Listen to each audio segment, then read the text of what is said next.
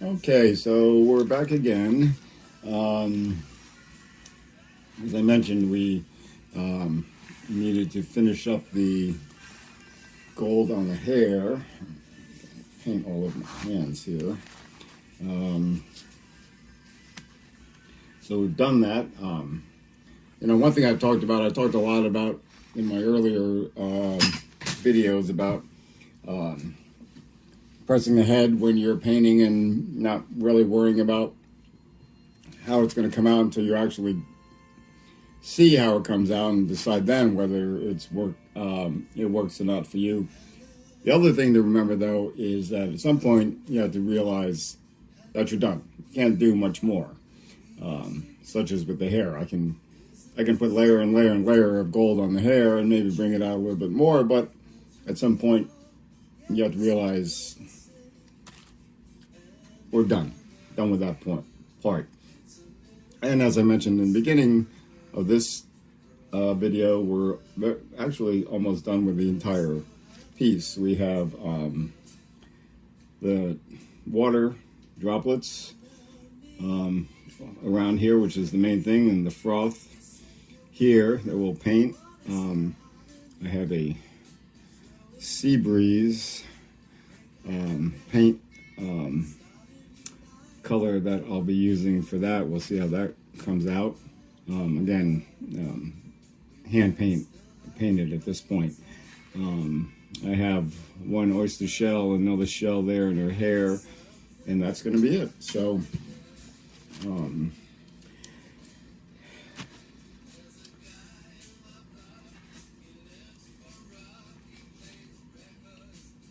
we hope that the droplets are already,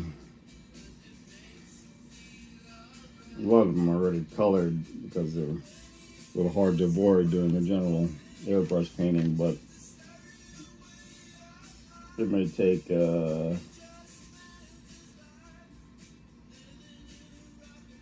or will take quite a few applications to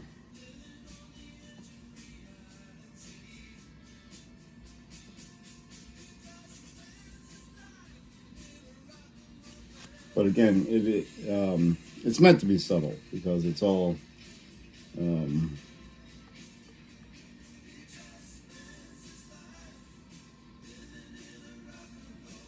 droplets of water. Remember, they're not buoys or signal flares of any kind, so you want them to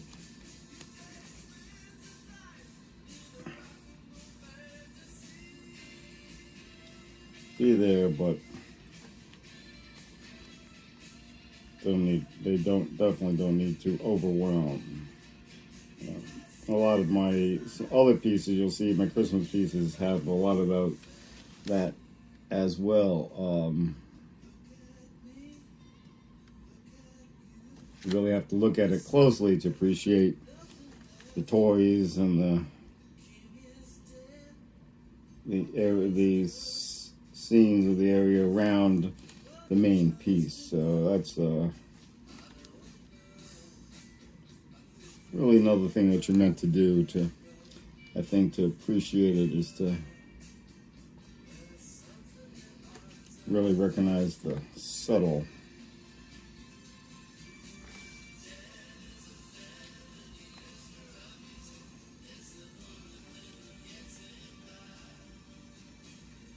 areas that,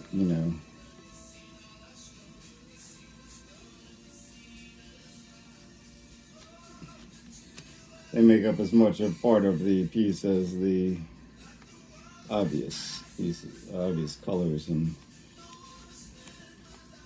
designs.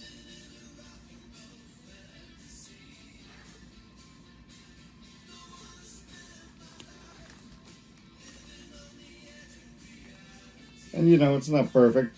If you were to look very closely, you might see one or two things here perfect, but that's also part of the art. I mean, we are people. We are not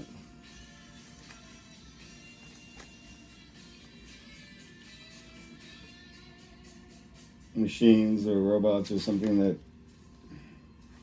go by a set standard, so things don't always work as they should, but that's kind of the beauty of being alive, isn't it?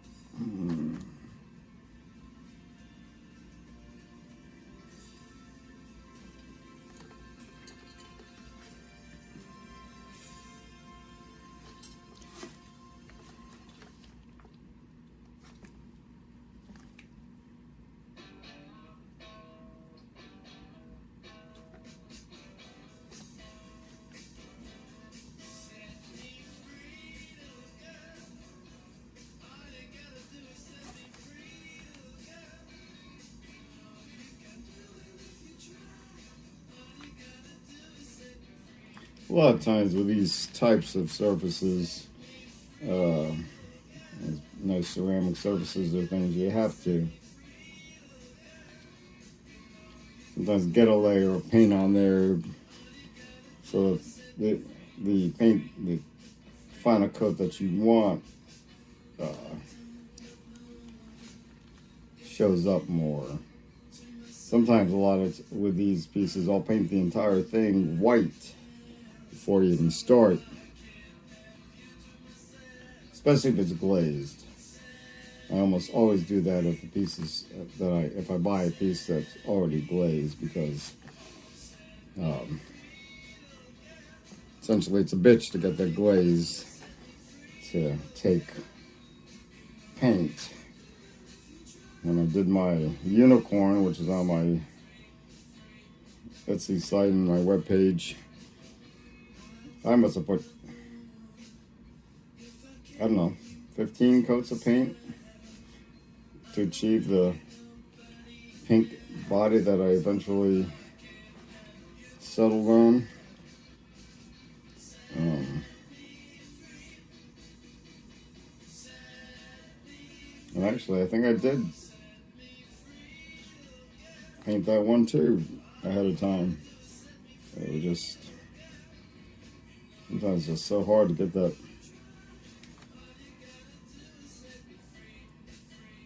paint to, or to achieve the degree or the depth that you want in the